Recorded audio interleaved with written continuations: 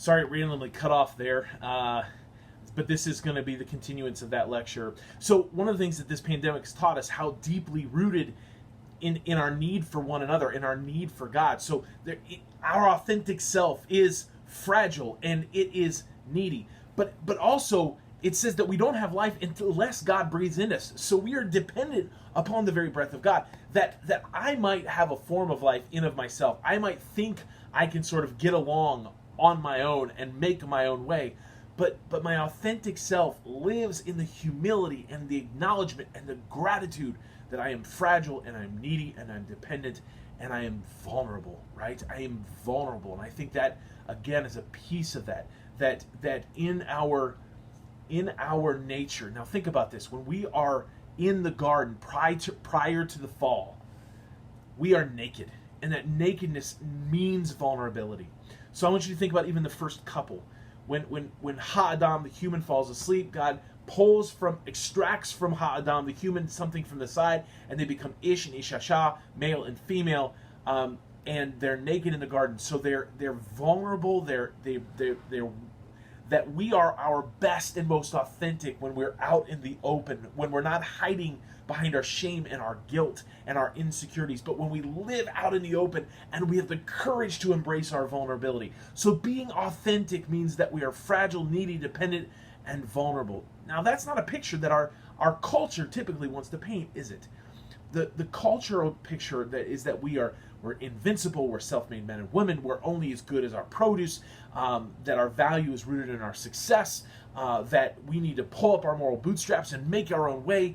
And yet we're coming to realize maybe this time in this pandemic is exposing some of those myths and the reality that we are in terms fragile, needy, dependent, and we are vulnerable. And maybe there's something beautiful in that. Maybe that's how we're created and to be reminded how to live.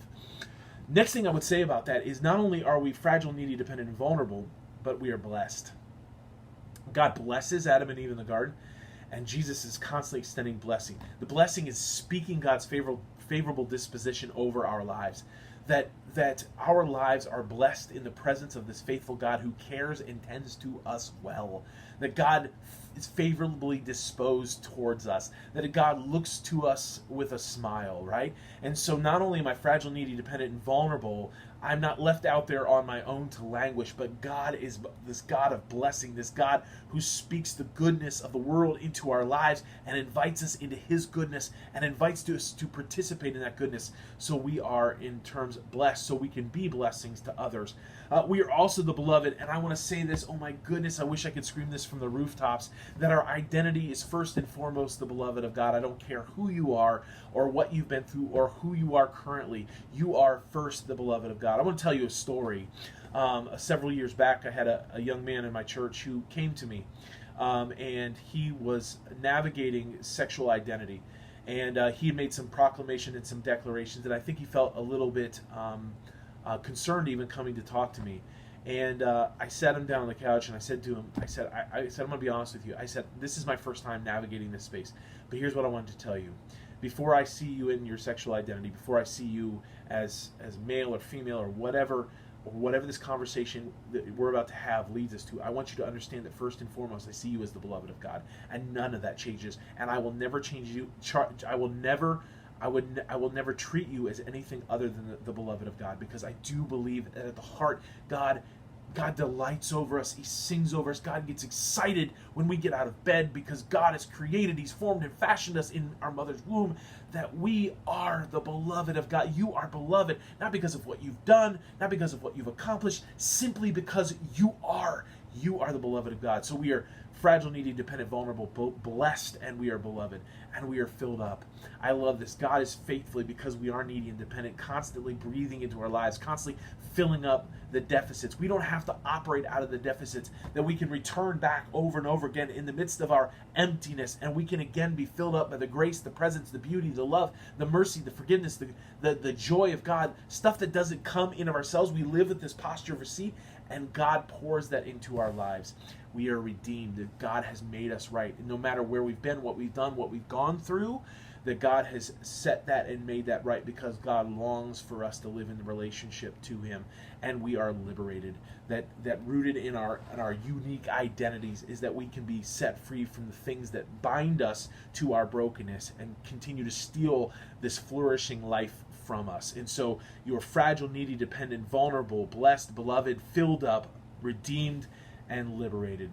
Now, one of the things I want to talk about as we continue to talk about this authentic self is I want us to understand that the authentic self is not simply rooted in this idea of self-discovery, or I've got to figure out who I am so I can participate with others. No, that is the myth of rugged individualism. The myth of rugged individualism says, first off, I don't need anybody, and if I want anybody, I choose people. And I want to suggest that that is a myth of the Western society, that we have been formed and created for connection and community. No time in history, or recent history, have we come to realize how vital that is, except for now in the midst of this pandemic, how deeply rooted our need for one another is, how we are only truly ourselves in our connectedness and in our relationships with one another. There's this great South African word called Ubuntu. I learned this from Archbishop Desmond Tutu, who says, Ubuntu is this: my humanity is caught up, inextricably bound up in yours. We belong in this bundle of life. We say a person is through other persons. It is not I think, therefore I am. It says rather I am human because I belong, because I participate, because I share. One of the things we're coming to realize in the midst of this crisis is how deeply woven into our lives this need for connectedness really goes. That I am only truly my authentic self as I participate, as I share, as I surrender, as I give myself to these networks of connections and relationships and community that form and shape and guide and lead me, and that I get to invest myself into. It's not simply that I go up on a rooftop or go up on a mountaintop and find myself and then come down and offer myself to others. It's that my authentic self, this idea of being fragile, needy, dependent, vulnerable, blessed, beloved, liberated, redeemed, and filled up, is worked out in the midst of the relationship. I want you to even think about the fruit of the Spirit: love, joy, peace, patience, kindness, goodness, gentleness, faithfulness, and self-control. All of those are worked out in the midst of relationships. That I am not the center of my own universe. I don't opt for relationships. There is no me and my Jesus Christianity. That we are first and foremost rooted in our understanding of community. That I am the image of God as I participate in community, because we together collectively are the image of God. That God in God's self is Trinity, is community. It's rooted in the very nature of God. So connectedness and community is rooted in the very nature of God. Community is wrapped up in the life of God. And the individual is tied inextricably to the community. We see this evidence throughout the scriptures. Every significant single person in the scripture is also bound up in a web of relationships, whether it's Abraham and his family, Moses and the people of God, Jesus and the 12, or when he sends them out in twos. What I want to suggest to us in this is that the authentic self that we're called to live into, that we've been called and created for, is counter to what much of our culture wants to suggest that we are. And I want to suggest to us that we are our best when we are living into the authentic self that Scripture provides for us, that we are fragile, needy, dependent, and vulnerable, that we are blessed, beloved, that we are filled up, that we are redeemed, that we are liberated, and that we are called into this connectedness of community, and that we are shaped by the relationships that we forge, and that we're formed by those relationships. And my participation in those relationships often brings to the forefront this authentic self that I'm called and created to be.